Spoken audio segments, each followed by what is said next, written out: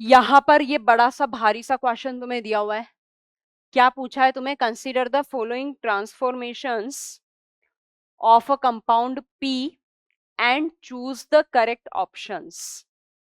Choose the correct options. तो यार पहली बात तो यहां पर मुझे लग रहा है कि ये वाली स्ट्रक्चर भी गलत दी हुई है, क्योंकि इस कार्बन की वैलेंसी 1 2 3 4 5 6 हो रही है, यानी कि स्ट्रक्चर में गड़बड़ है। ठीक है, ये तो गड़बड़ है। उसके बाद सी वाला ऑप्शन भी पॉसिबल नहीं हो सकता, क्योंकि इससे सिर्फ एक ही ब्रांच निकली हुई है, तो सी वाला ऑप्शन तो पॉसिबल ही नहीं है। ए वाला ऑप्शन हम लोग यहां पर कंसीडर कर सकते हैं, पर ए वाले ऑप्शन में भी एक प्रॉब्लम है। वो प्रॉब्लम ये है कि यहां पर इस पोजीशन पर तुम्हें दिया हुआ है। खैर उससे फर्क नहीं पड़ेगा, अपन कर लेंगे इसको, है ना। तो यानी कि अपन को जो लग रहा है वो लग रहा है ए। तो अपन ए से ही लिखना चालू करते हैं कि क्या रिएक्शन करवानी है भाई पी की। कोई C9H12 है, मान लिया कि यही है। ठीक है, अब इसका रिएक्शन किसके साथ कराना है? इसका रिएक्शन कराना है हमें प्लैटिनम हाइड्रोजन के साथ। तो आपको पता है प्लैटिनम हाइड्रोजन क्या काम करेगा? रिडक्शन का काम करेगा, रिड्यूसिंग एजेंट होता है। एल्काइन को किस में चेंज कर देता है? एल्कीन में चेंज कर देता है, तो ये एल्कीन में चेंज कर देगा इसको। एल्काइन को एल्कीन में नहीं, एल्काइन को एल्केन में चेंज करेगा, क्योंकि ये जो है वो स्ट्रॉन्ग रिड्यूसिंग एजेंट है। एल्काइन को अगर एल्कीन में चेंज करना है तो लिंडार कैटलिस्ट का यूज करते हैं, रोजेनमुंड कैटलिस्ट का यूज करते हैं, या फिर बर्च रिडक्शन का यूज करते हैं। ठीक है, ये तो अपना हो गया।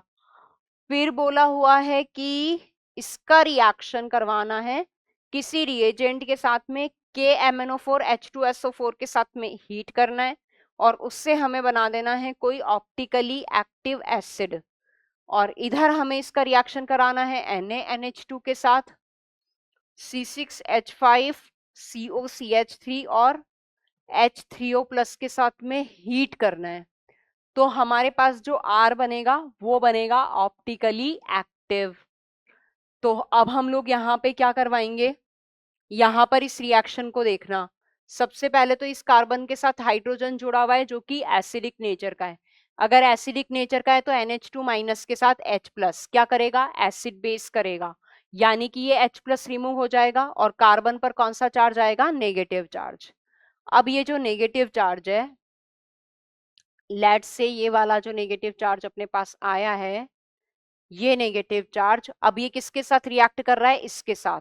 तो ये क्या करेगा? न्यूक्लियोफिलिक एडिशन करेगा यहाँ पे।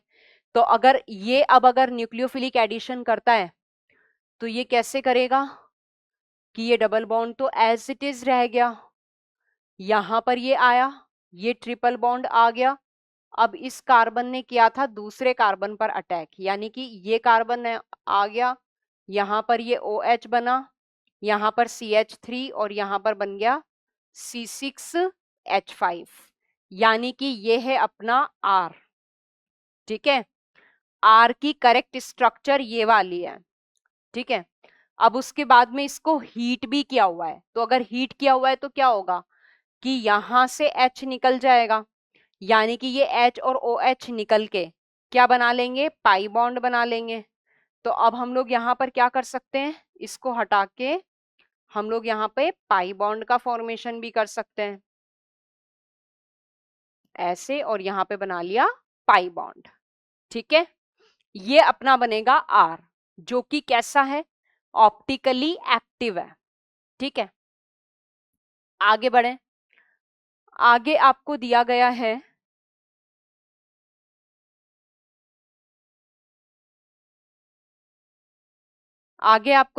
है कि यही जो रिएक्टेंट है वो किसी X रिएजेंट के साथ रिएक्शन कर रहा है।